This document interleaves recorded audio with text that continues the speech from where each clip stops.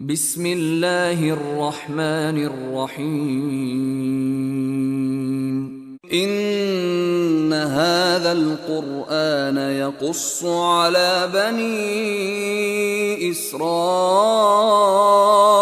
أكثر الذي هم فيه يختلفون وإنه لهدى ورحمة للمؤمنين إن ربك يقضي بينهم بحكمه وهو العزيز العليم فتوكل على الله إنك على الحق المبين إنك لا تسمع الموتى ولا تسمع الصم الدعاء إذا ولوا مدبرين وما أنت بهاد العمي عن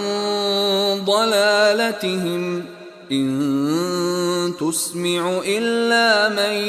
يؤمن بآياتنا فهم مسلمون وإذا وقع القول عليهم أخرجنا لهم دابة من الأرض تكلمهم أن الناس كانوا بآياتنا لا يوقنون ويوم نحشر من كل أمة فوجا ممن يكذب بآياتنا فهم يوزعون حتى إذا جاءوا قال أكذبتم بآياتي ولم تحيطوا بها علما أم ماذا كنتم تعملون ووقع القول عليهم بما ظلموا فهم لا ينطقون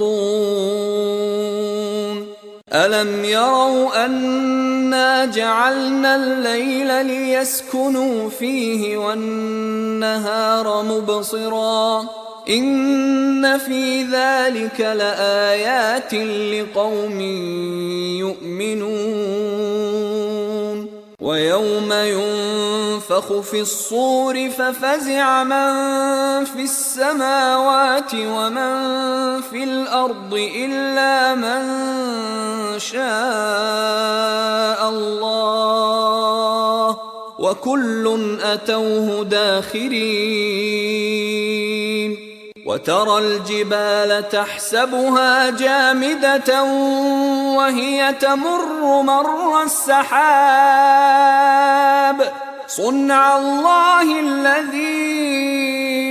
أتقن كل شيء إنه خبير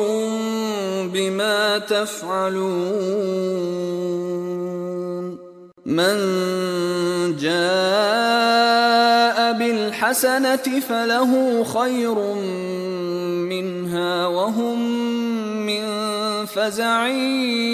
يومئذ آمنون ومن جاء بالسيئة فكبت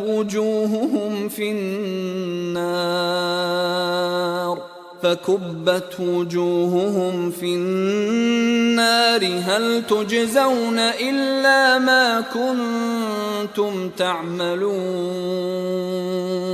إنما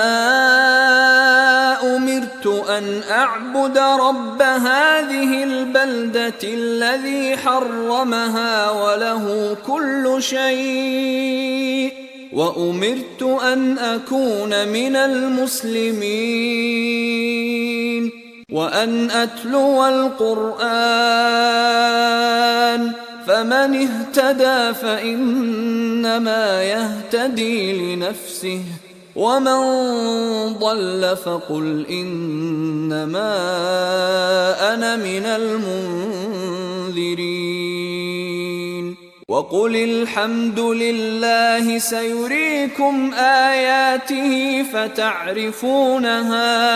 وما ربك بغافل عما تعملون